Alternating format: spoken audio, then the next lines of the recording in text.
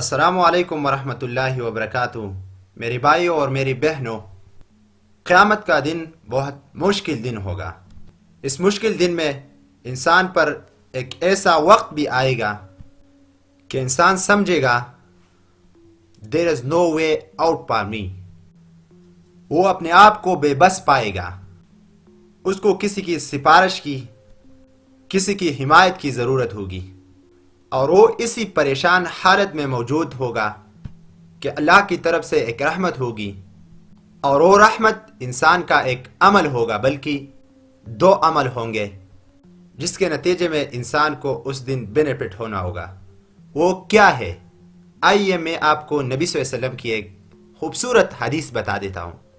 اس حدیث کو امام احمد نے اپنی مسند میں ذکر کیا ہے، اور اس حدیث کو شیخ البانی رحمہ اللہ اور دیگر ائمہ نے صحیح قرار دیا ہے۔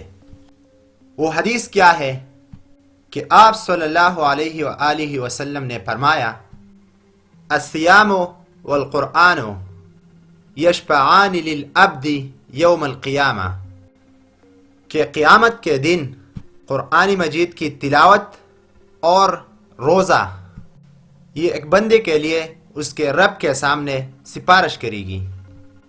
اور آپ نے فرمایا وہ یہ ریزننگ دیں گے، اللہ کے سامنے روزہ کہے گا، اے ربی، اے میرے رب، منعتہ الطعام والشہوات بالنہار، اے میرے رب، میں نے اس شخص کو دن میں اپنے شہوت پوری کرنے اور اسی طریقے سے کھانے پینے سے روکا، اور اس نے میری وجہ سے کھانا پینا بھی چھوڑا، اور اسی طرح اپنی بیوی سے تعلقات بھی قائم نہ رکھی۔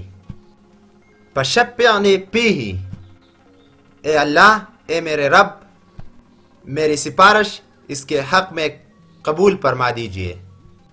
اسی طریقے سے قرآن مجید آگے آئے گا اور وہ کہے گا، منعتہ النوم باللیل، میں نے اس کو رات کو سونے سے رکھا کیونکہ میری وجہ سے یہ رات کو تلاوت کرتا رہا رمضان المبارک میں۔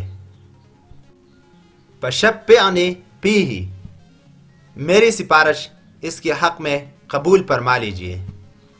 آپ صلی اللہ علیہ وآلہ وسلم نے فرمایا، فیشفعان، ان دونوں کی سفارش کو قبول کر دیا جائے گا۔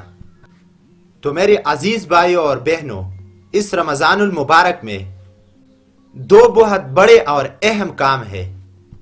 ایک تو یہ کہ ہم روزے کو صحیح معنوں میں، صحیح انداز سے اس کا حق ادا کریں، اور دوسرا ہم رمضان المبارک میں قرآن مجید کے ساتھ اپنا تعلق قائم رکھیں اور اس کی کثرت سے تلاوت کریں، کیونکہ قیامت کے دن، مشکل کے دن، سختی کے دن، گرمی کے دن، یہی جو ہماری دو محنتیں ہیں، اللہ تعالی ہمیں اس انداز سے اس کا نتیجہ اور ثواب دیں گے، اس کا اجر اور ریوارڈ دیں گے کہ اللہ تعالی ان کی سفارش ہمارے حق میں قبول فرما لیں گے۔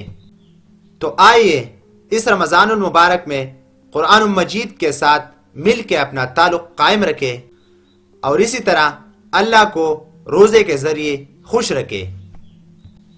السلام علیکم ورحمۃ اللہ وبرکاتہ۔